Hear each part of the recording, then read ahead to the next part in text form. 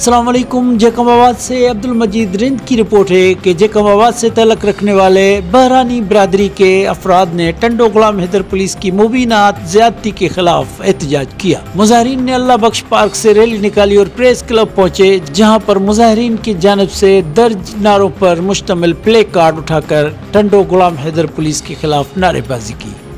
एहतजाज में शामिल मुजाहरीन का कहना था कि 3 रोज कबल टंडोغلام हैदर थाना के SHO सुहेल मिर्जा ने बिला जवाज हमारे घरों पर दावा बोलकर चादर व 4 दीवारी का तकद्दुस पामाल करते हुए घरों में खवातीन पर तशद्दुद किया, जिसकी हम पुरजोर मजम्मत करते हैं। उन्होंने मुतालबा किया कि थाना टंडोغلام हैदर पुलिस के खिलाफ कार्रवाई करके हमें इंसाफ फराहम किया जाए।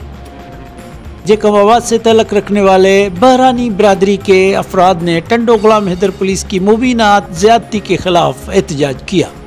मुजाहरीन ने मुतालबा किया कि थाना टंडोغلام हैदर पुलिस के खिलाफ कार्रवाई करके हमें इंसाफ फराहम किया जाए।